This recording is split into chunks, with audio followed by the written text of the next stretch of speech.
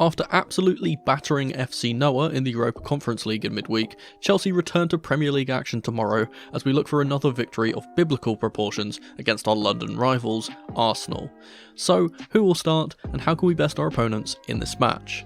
Lads, lasses and the rest of the masses, welcome back to the lead-in. Let's go. Before we get into the predicted lineups, let's set the scene. It's Chelsea versus Arsenal, blue versus red, southwest London versus north. This is a fixture that needs no introduction in terms of its history. The battle between these two London giants spans all the way back to 1907, 2 years after the establishment of our club. Recent history has not been kind to Chelsea, however. Ever since we beat Arsenal in the Europa League final in 2019 4-1, the Blues have struggled to consistently get results over the Gunners, and last season was a prime example of that. We drew 2-2 at the Bridge despite largely dominating the game, with defensive mistakes allowing the red outfit back into the match. But then we went to the Emirates and were absolutely demolished, a Mauricio Pochettino disaster class that saw us lose 5-0. This upcoming match is interesting because Chelsea have gotten much better, whereas Arsenal seem to be losing some form. So let's briefly touch on our opponents first, then we'll talk about Chelsea. Arsenal are doing moderately well in the league, but are definitely below their personal standards. At the time of recording they sit in 5th place on 18 points, directly below us due to goal difference. They have 5 wins, 2 losses and 3 draws, the exact same as us. This is one of the most equally balanced matches of the weekend, with Chelsea having a slight edge in form, as Arsenal are currently on a run of 2 wins, 2 losses and a draw in their last 5, winless in 3, whereas we are on a run of 2 wins, 2 draws and 1 loss. This drop in form from them has extended past the league too, as they were just beaten 1-0 by Inter in the Champions League. They will look at this fixture as a chance to bounce back, so that being said, let's look at a possible Arsenal 11. Firstly, let's talk absentees. The Gunners have a few injury issues to work through. Riccardo Calafiori, Takehiro Tomiyasu, and Kieran Tierney are all out until after the international break. Raheem Sterling cannot play against his parent club, so is out too, and there are doubts over the availability of Declan Rice, who reportedly has a broken toe, and ex-Blue Kai Havertz, who will likely be undergoing concussion protocols after his head clash with Jan Bissek in midweek. Martin Ødegaard is back and ready to play after missing the last few games, however. I'll be putting Mikel Arteta's side into a pretty standard 4-2-3-1 formation for this game, with a lot of the players that started versus Inter starting again here. First up in goal is going to be David Raya. The Spaniard will remain in the team, he's their number 1 and I don't expect a change here. The defence is going to stay exactly the same 4 that we saw in the Champions League tie, so starting with the right back it's going to be Benjamin White. The centre back partnership is one we have seen consistently over the last season or so, with William Saliba and Gabriel in the right and left centre back spots respectively. Finally, over on the left will be a 4th centre-back, Dutchman Jurrien Timber. Moving into the midfield, we'll start with the holding roles. I'm going to rotate things slightly here as I don't expect Mikel Merino to play 2 in a row, so he loses his place to ex-Blue Jorginho. Next to him is a man that's more of a threat to women than he is to us, and someone I won't be referring to by name. In the more advanced midfield roles, let's start on the right. The obvious inclusion here is England international Bukayo Saka. In the middle will be the full return of Norwegian Martin Ødegaard, and finally, over on the opposite flank will be Gabriel Martinelli. That leaves just one man up top, and as I don't expect Havertz to play, it'll signal the return to the starting 11 for the 3rd Brazilian Gabriel in this team, Gabriel Jesus.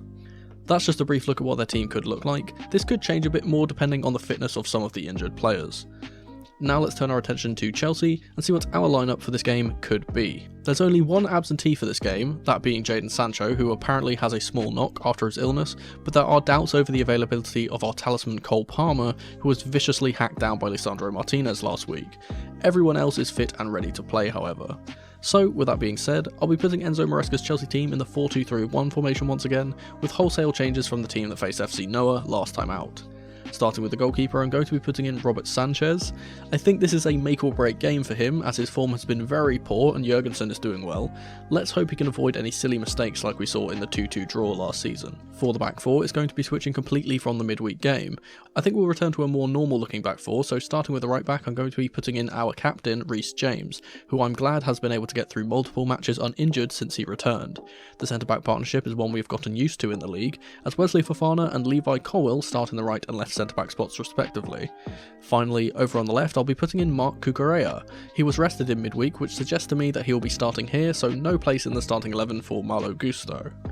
Moving into the midfield, this picks itself. The holding roles are occupied once again by the young Belgian Romeo Lavia and Ecuadorian dynamo Moises Caicedo, whose late Thunderbolt earned us a point last week. Ahead of them in the attacking roles, let's start on the right. Noni Madueke starts once more. I don't expect this to change as he was rested in midweek. In the centre, I'm going to be putting in Cole Palmer. Personally, I think a lot of the injury fear is just smoke and mirrors to put Arsenal off. There's no doubt in my mind that he starts. On the opposite flank on the left, it's another run out for the Portuguese speedster Pedro Neto, who will be hoping to get another assist here. Finally, up top will be Nicholas Jackson. Not much to say here really, the Senegal international will lead the line for us as ever, and hope to add to his impressive goal tally. Apart from that, I think this is a solid team, perfectly capable of beating Arsenal if we play well, and we'll talk about how in a little bit. But first, it's time for the question of the day, so answer me this. Who do you expect to be player of the match in this one, and why? Let me know in the comments down below with QOTD at the start as always, and I'll pin my personal favourite answer. Now let's take a look at how Chelsea can navigate this game tactically, and see how we can beat the Gunners in this game. Alright, so here we have the team, and as ever, let's try and put them into the positions that they'll actually play in game, because we never stay in this 4-2-3-1. This one is a bit different and a bit interesting dynamic that we've got going on here for this specific game and this specific lineup that I've put out, because usually it's quite an obvious answer who out of the two fullbacks is going to invert. Now, for this game, there is two very capable options of not only players that can invert, like James and Cucurella here, but players that can also play as the third centre-back, so it's interesting to see kind of which one of those two will be able to do it, and we'll kind of show the two different directions this can go, and the reason why I think one is better than the other. Let's start with Cuckoo, because we've seen him invert more, so this is probably the more likely of the two, and if Cuckoo inverts, it changes the team a little bit, because obviously what this will do is if Cuckoo comes in here, and Colwill goes to the left, and it puts, not only does it put Fofana in this middle role, which is not the greatest in my opinion, and puts Colwill out on this left hand side, who again I don't think is his greatest position, but it rotates everyone around one in this kind of system, and because of the way that it kind of operates, it kind of makes, obviously Cucurella will be on this left hand side and Caicedo on this right hand side, it pushes Lavia up as the box to box player, and it puts Palmer, but as he kind of operates in this 10 role, it puts him more on the left hand side of the pitch. We saw this in the United game at the start when we had Malagusto on. And we saw Palmer playing on this left-hand side, and it's not his greatest position playing here. Obviously, he can go on his left foot, and he can play the balls up to Neto and stuff like that, and he can try and play the ball through to Jackson, but this isn't his this isn't the greatest position for him. He's more suited to being out on the right. Now, even though this is what I expect we will see, I don't think it's the most optimal thing we can see. I think it's actually much more better if we invert James, because it puts everyone else into good positions that they can all play comfortably. Now we see Fofana on this kind of hybrid right centre back role where he's much better. He's obviously a much quicker centre back than Colwill on the left hand side would be. Colwill playing in the central role where he is superior, and he can play the passes and use his line breaking passes as an avenue for us to get from defence to attack, but also it pushes the team the other way. So instead of having this 3 that way around, it pushes Caicedo to be the box-to-box player, which he is very capable of doing. It puts Lavia as this holding role with James next to him, and then Palmer is on the right-hand side where he's actually much better. And we kind of saw this in the second half versus United as well, and obviously Caicedo gets his goal from this advanced position as the ball gets swung in from the corner and ricochets out to him, and he scores from here with a shot. I think this is a good position for him to be playing in, and obviously what this does is it allows Palmer to be in his natural kind of right-sided inside 10 role, and obviously James can play as this deep-lying playmaker here, and even if we want to be a bit more adventurous and we kind of go into the diamond rather than the square that we kind of see with Lavia playing as this sole holding role, then it allows James to be in this Malo Gusto type position where he can play in the inside 10 or the inside half space and kind of play up to an inside 10 position, and from here he can swing balls into the back post where he can be really, really dangerous with his creative attributes as well as his defensive attributes. I don't think we'll see this just because I think we're still being a bit wary with James's fitness at the moment. Luckily he's gotten through quite a lot of games without getting injured, but we are still being careful with him, and I think that's why he's been playing in a more reserved centre-back role, and I think that's where we kind of will see him play. But I think that this is the more optimal of the two strategies, with James and Lavia being the two holders. So I'm going to talk about this game as if we are playing it this way, even though I think that Enzo will probably opt to play Kukurea as the more inverted player. And then of course from here we obviously have this the 4 in midfield where we can get in man advantage, and then we've got the 2 wingers out and Jackson down the centre. We have these 3 centre backs here. Now let's talk about Arsenal and some of the strengths and weaknesses of this Arsenal team. And this is going to be mainly based on recent form, not just overall the whole season, because I think recent form is a very, very big factor of how this game might go. Now, the first thing to say about Arsenal is that their defence is super, super solid. They obviously play with basically 4 centre-backs, and even though this does make them a bit narrow at times because of how they all operate, they are so solid, and getting a goal past them is really, really difficult. We've seen the only kind of games that they've actually lost this season or have dropped points is very low scoring games, right? So Newcastle beat them 1-0, Inter in the Champions League beat them 1-0. They don't concede very many goals. I think the heart of that comes from not only the fact that they have this solid base with this narrow back 4, but also the 2 centre-backs, Saliba and Gabriel, are both very, very good at recovery, especially Saliba on the right-hand side. He is so good at recoveries when teams are breaking and transitioning against Arsenal. He is the player that can usually step up and kind of stop that from becoming a problem before it becomes danger. He's usually the one that snuffs that out and then can get them going again. I'll bring the rest of the team in here. I think one thing we kind of need to address is the elephant in the room with Arsenal is that their set pieces are just their biggest strength, right? We've seen it been talked about a lot in recent weeks and a lot over the course of last season, where they were having a lot of argy-bargy in the box with silly antics from Ben White and things like that. But they are very, very good in the opposition box when it comes to set pieces. And obviously we see Bukayo Saka always on these corners and being able to swing them in. He's got a very, very good delivery on his left peg. They are so deadly because not only do they have the 4 centre-backs that will pretty much all of them will get into the box and be a nuisance. Obviously they're all very tall, all very good and capable in the air. They obviously have other players in the midfield that are tall too, that can usually get in there. They sometimes opt to play Declan Rice on the corner, which is a bit bizarre, and I don't know if Rice will be playing in this game. He is reportedly got a broken toe, and I don't think he would play with a broken toe, if I'm being honest. I don't think footballers are that type of player, those type of players anymore. Maybe back in the old 80s and 90s we might have seen that, but nowadays in modern football I don't think players will be playing through those types of injuries. But we do need to be careful of those set pieces, not only just because Arsenal are so good at them and the delivery from those set pieces are so good, but because we have been very, very weak at defending set pieces recently, and we've kind of been on the back of Bernardo Cueva, our new set piece coach, because of this. Luckily, in the Noah game, we did see some success from some set pieces. We got 2 goals from set pieces offensively, but defensively we still need to shore up, and obviously with them outnumbering us with the amount of centre-backs they have, they are obviously going to have the height advantage. And obviously what we're going to really need to see, and one thing I would love to see, is Sanchez command his box a lot better than he has been doing. He is obviously about 6'6", with his insane reach as well. He needs to be coming out, claiming the balls confidently and not spilling anything like we kind of seen in previous games this season. He needs to be kind of commanding his area in that regard and kind of helping the defenders out, because they are going to be outnumbered. I think another glaring strength that Arsenal have is obviously on the wings. They have Martinelli and Saka, who are both very, very capable, not only in 1v1 scenarios, but very, very pacey on the transition. We know Saka is basically one of the best players in the league. I will never deny that. I think Saka's one of my favourite players in the Premier League. That's not a Chelsea player. He's a very, very good player.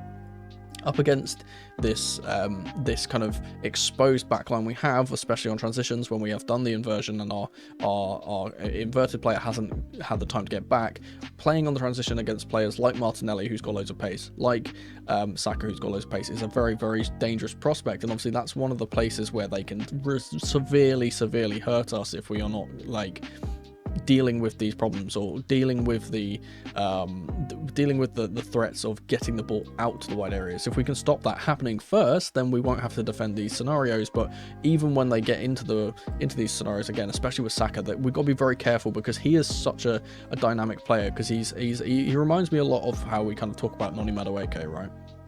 how Noni Madueke can go around you onto his right foot and put the ball across, or he can go onto his more natural left foot and go this way, try and bend one into the far corner. But the thing which is interesting about Saka is that a lot of the times he will come in onto his left foot, and instead of whipping a ball to the back to the far corner, he'll actually whip the ball to the back post for someone like Martinelli to get onto the back of, or Gabriel Jesus in this case to get on the back of. And this is really interesting that I mentioned this, because this is the exact thing that we saw in that 2-2 draw, where we were playing so well until Sanchez gave the ball away, and then we got broken on and basically had the late equaliser by Saka putting a ball to the back post for Leandro Trossard to get in and score.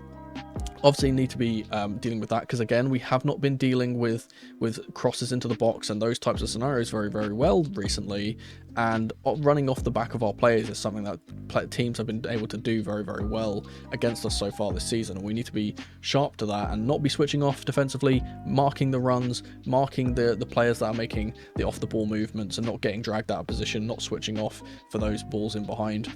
And that's, again, I think that's one of their biggest strengths, and we kind of have to try and stop that from happening. Now, the final thing I'm going to highlight in terms of their strengths is one man, and that's Martin Ødegaard. Now, he is back from, obviously, he was out for a few games due to injury, and it was very obvious that Arsenal have missed his creativity massively in these last few games, and they have been a bit toothless. Now that he's back, this presents a really dangerous situation, because he is the linchpin of this team. He is the one that's going to play the balls in behind. He's going to play the passes that no one else sees. He is, in terms of how they play, he is their Cole Palmer, and he's the one that's going to make things happen. Now, similar to what has been happening to Palmer, I think we have a very specific job to do on Ødegaard, and I think he needs to be man-marked. Who will do that, I'm not sure, because we see him kind of move position, right? They play, I've set them up in this 4-2-3-1, but they kind of play as a 4-3-3, and Ødegaard likes to get to gets into this kind of right centre mid position where he can get the ball onto his left foot and get his head up and look for passes this way, or look for passes inside here too. And so it's an interesting one, because we could see Caicedo on him, and if Caicedo's on him, I think that's a very good thing for us. We could also see Cucurella, if he's inverted, maybe be the man who's going to kind of man-mark Ødegaard. I think that he's perfectly capable of doing that job if he's not pushing himself too far out of position against Saka. I think basically the main thing we need to just do is shut him down, because we've seen from these recent games that if they do not have the creativity of Martin Ødegaard, they kind of just run out of ideas. And we're going to get into the weaknesses here. Let's kind of transition into the weaknesses of Arsenal. In recent games, they have been rather toothless. It's no surprise that they lose Martin Ødegaard due to injury and then immediately turn into a team that just can't score. They just don't seem like they have any way of scoring other than the set pieces that they are so good at. And even against Inter, we saw that they kind of ran out of ideas in that game. And obviously Inter play a very defensive focused team with a three at the back and the two wing backs as well, with Dumfries and Darmian in that game. And it is very hard for them to kind of create avenues from set pieces and from balls into the box because of how stacked they are in that defensive thing. But the thing which frustrates me about their performance in that Inter game, and would frustrate Arsenal fans, is the fact that they just kept doing the same thing over and over again, and it wasn't working, and they did not change what they were doing. They had 46, I believe, crosses into the box in that game, and not one of them really got them anything, and they just continued to do it over and over again. They just kept crossing the ball into the box, and it wasn't working. And as I said, without the creativity of a real playmaker in Martin Ødegaard, they just seem to have no idea how to break down a solid defence like Inter had. And though Chelsea do not have the same solid defence that Inter have, we do play a similar system with the three at the back and the players being able to get out wide with Neto and Madueke. And if they kind of try and do the same thing against us, and they don't have the talisman of Martin Ødegaard to unlock the defence with those kind of precise, incisive, line-breaking passes, I think they'll really struggle, and that's why we've got to specifically step on him, I would say. Not just that, but we saw it in the Newcastle game as well, that they only had one shot on target, and it just seems like recently, I don't know what it is, maybe it's the pressure of being in the third title race, as it were. They've kind of dropped off a little bit, and that's not to say that they're doing poorly this season. They're on the same amount of points as us, but it is very bizarre to see a team that was in the top two for multiple seasons now kind of be this shell of what they used to be. And as I said a little bit earlier, they kind of have been relying on the set pieces to get their goals. And part of the reason for that, and I think that's another thing we should mention, is the lack of centre forward. We always talk about Kai Havertz. Obviously, we've experienced Kai Havertz. He is not the greatest centre forward, and even in games where he does score, he doesn't really perform very well. We've kind of seen the same thing recently with Nkunku. But in this game specifically, they're not going to have that talisman of Havertz, that big man to hit like Havertz, because he's probably going to be out because of concussion protocols. They're going to be having Gabriel Jesus, who, despite being a very good striker in his own right, is not that type of centre forward that's going to be a player that can get on the end of those balls into the box, and he's not going to be able to get on the end of those corners and those set pieces from free kicks and things like that. He's not that type of player. He's going to be more of a player that likes to drop deep and link up and try and get the other players into the team and the other players into the game and get into attacking positions. And the thing why I don't think this is going to work particularly as well as it would against other teams against us is because we have the midfield overload. Usually when teams do this and they have the striker kind of drop deep into the midfield to pick up the ball and kind of hope to add to the midfield, this gives them an advantage. It makes them have a 4v3 if against usual formations they have 3 in the midfield, but we don't have that. We have 4 in midfield, so we're still 1-to-1 here. And if he's dropping deep and trying to supplement the midfield to try and kind of get them going forward, then it just loses a body against the 3 defenders that we have. So they're just going to have the 2 against the 3 here with their 2 wingers, and it leaves Colwill obviously all the time in the world to see what's going on ahead of him. And if, so for example, the ball does get knocked around into Ødegaard and he gets here, now they're in a 3v3 and Colwill can see this the whole way. I think that lack of a pure out and out number 9 like we kind of have with Jackson is going to really harm them in this game if they aren't able to, as I said, create chances in other ways, like with Ødegaard's good passing. Now the last thing I want to kind of say, despite this kind of being a weakness, I would say it's a weakness, it's also a strength of Arsenal's, and I spoke about it a little bit at the start here, is how narrow their formation is, right? When they play, because they have 4 centre-backs, let's not beat around the bush, they play 4 centre-backs, they play 2 centre-backs in the full-back positions. Because they play those and they have the 2 holding midfielders, they are so narrow, and they leave all of this space out here for our wingers to exploit. Now, I think that for Chelsea, our strongest point is our wingers. When we are able to get the ball out to our wingers and get running down the line, whether that be with Madueke or Neto or Mudryk or whoever's here, or Sancho, even though Sancho won't be able to play in this game, that's our kind of our cue to create danger, is when we get these opportunities out here and our fullbacks, or rather our wingers, are not challenged by their fullbacks. Now we have seen from Arsenal, despite them playing this way and being a bit narrow when teams have extended periods of possession, which we will probably have in this game because we are a team that likes to keep the ball, the one thing that we have seen from Arsenal is that they do like to step out, and especially Timber, we've seen Timber step out to try and kind of deal with the threat of right wingers in this system.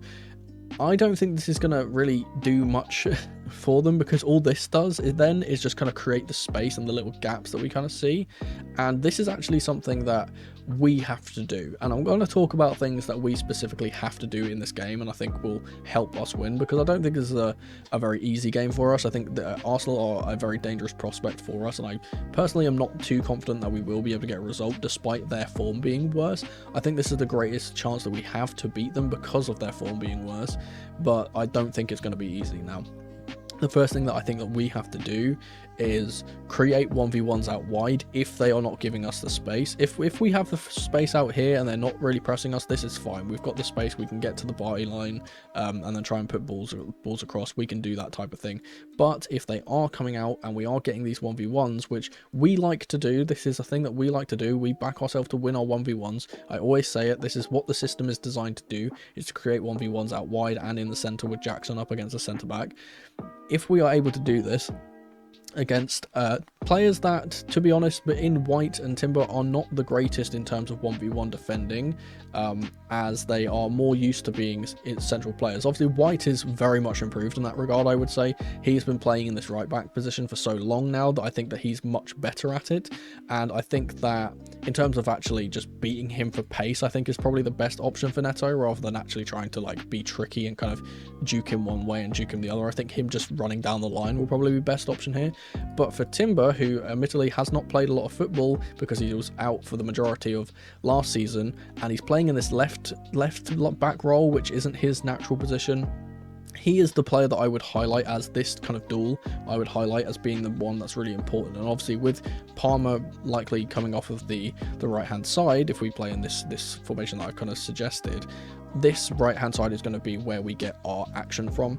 If we can create the 1v1s and get the ball really out wide, and I think like genuinely touching the touchline here, like getting really wide and forcing the fullbacks, because they like to play so narrow, forcing them to come out wide, because they can't just leave our players out in this much space. They'll have to come out wide, and what this does is it creates this space which they don't usually give you, and it's the reason why they're so good defensively and so solid defensively, is because the space between the centre backs is so narrow.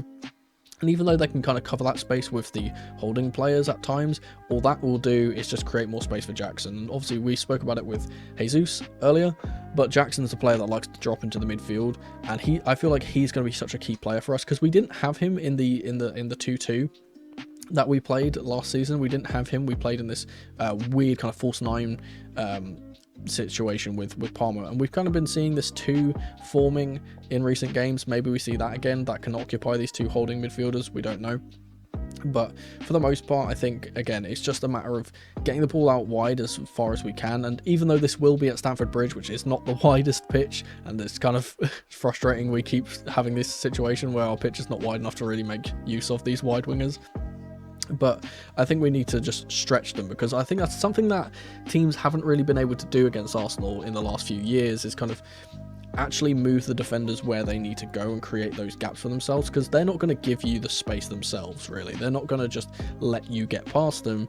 And again, that's a part of the reason why their base is so good and why they have been so hard to beat recently.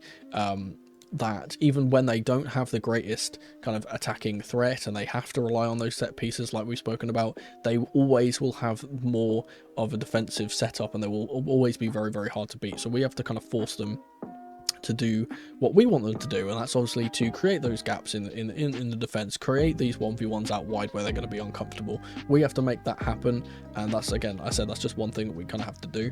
The other thing, I've briefly mentioned it before, I would love to see someone, either Lavia, Caicedo, maybe Cucurella, man-mark Ødegaard. I think he needs to be completely taken away from the game. We've been seeing this happening with Cole Palmer in recent games, and personally I think that is why we've kind of been, as I mentioned earlier, we've kind of been doing this kind of smoke and mirrors thing with Palmer, where we're kind of doing this, will he, won't he kind of play in this game. And I think part of that is to kind of dissuade Arsenal from having the normal game plan that people are playing against Palmer, where it's like, cool, the game plan for this game is that we're sticking a player on Palmer the whole game and seeing if he can actually deal with it, which for the most part he has been kind of struggling to beat this man marking. I think part of the reason why we've kind of led on that he might be injured for this game is to kind of dissuade them from doing that. I think we need to kind of take a leaf out of other teams' books and do the exact same thing to Ødegaard, because he is that player that will, as I said earlier, create things for them. And if we cancel that out and he's not able to get involved in the game, that will severely hamper their chances of actually breaking through us, and we can kind of focus on trying to break through them instead. Likewise, we've spoken about the danger of the wingers earlier, and this is another thing which we need to be wary for. We need to double up on their wingers, especially Saka, who is, again, as I said, their most creative player in terms of the wide areas. We need to be getting our players back. We need to be doubling up on the wingers here. We can't be letting Martinelli and Saka have this kind of avenue to play on their own and just kind of easily beat people. Like we were speaking with Madueke and Neto making the 1v1s, we need to avoid doing that on the opposite side of the pitch as well. We need to avoid having those scenarios for us, because despite us being better defensively, we are still a bit shaky, and a player like Saka, who's full of confidence at all times, will be wanting to take on Cucurella, will be wanting to burst into the box and try and get shots away, cut onto his left foot, that type of thing. We need to be making sure that we are covering both options and not allowing one or the other to happen. So obviously it's perfectly fair to, if there's one player here, he has the choice now, right? He has the option of, I can fake one way and go the other, because he can only cover one position. That's the whole point. Obviously with two players here, he can't do that, and he has to kind of pass it back and then hope that they can kind of recycle and find another gap that way. We need to be very, very defensively professional, I would say, in this game, and less shaky than we have been, by actually doing the job, putting the hard work in, and kind of actually forcing Arsenal to try and answer their own questions rather than just giving them the answers ourselves. The only other things that I would like to see from our team, firstly, I think that high press, we've got to see that high press. We saw against Newcastle, when Newcastle did play high press against Arsenal, despite them not being able to get much possession in that game, Newcastle, they did upset Arsenal when they were passing around the back at times. I think we need to be doing the exact same thing. We know how good Palmer and Jackson are at pressing. We know how good Madueke and Neto can be in terms of pressing from the front and that counter press. We've seen how good Caicedo and Lavia have been in this midfield at counter pressing. We need to make them uncomfortable, because I think that's part of the reason why Arsenal do so well in games, is that teams let them play their game.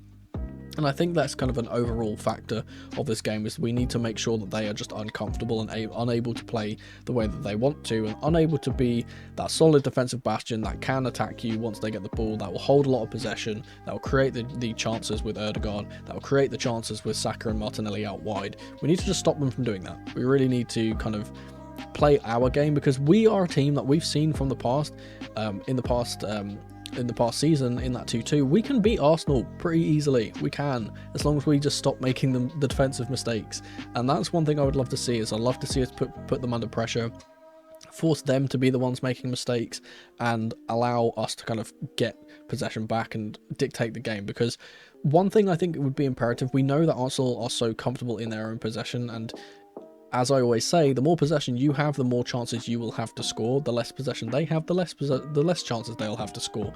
And from a team like Arsenal that get the majority of their goals from possession rather than from transitional opportunities, despite them being very good on the transition, that's kind of what we want to avoid. We want to avoid them getting on the ball and being able to again, just play their football and create the chances that they want to create. We have to kind of do the opposite and just stop them from being able to do that, and actually do it ourselves, and get our possession-based short passing system that we've set up in to actually function in the way that it works, rather than us playing on the transition like we'll probably be forced to do in this game, I would theorise. I imagine that most of our attacks would come on the transition against Arsenal. I think as a more established club, in terms of they've been playing their system for much longer than we have, they will probably get the majority of the possession in this game, and we probably will be playing on the transition. But it would be nice to see if we could kind of even the playing field in that regard, and kind of put our mark on the ball. The only other thing I do want to mention is that I think personally, for this setup that I've put Arsenal into, their midfield, the Ødegaard, Jorginho and the man who shall not be named, they are all quite slow, and I would suggest that playing a kind of playing through the midfield very, very quickly and get them running backwards towards their own goal would be something we want to do. I don't think that, again, those transitional opportunities, we know how good we can be on the transition because of how quick we have. These front three players are very, very quick, and because we have someone like Palmer who is able to find them with accurate passes over the top. Obviously, we saw the assist that Neto got for Jackson's goal, which has been given as goal of the month, I believe. We've seen that we can play those quick catch you out kind of passes, and we want to be able to be doing that. Obviously, we've seen how well Jorginho can play as a 5. He's played like that for us for numerous years, and he won multiple trophies with us. But the one thing that we always saw from Jorginho when he was in this defense for us is that he has two modes. He has going forward mode and then going backwards mode, and his going backwards mode is much worse than his going forwards mode in terms of the fact that he is so slow to get back and to actually kind of do the things that we need to do. Obviously, this is a big caveat. We don't know if Jorginho will play. Maybe Rice plays if he has recovered from injury. I personally don't think he will. Maybe we see Mikel Merino play again. I don't think he will, because he played in the midweek, but we can be surprised.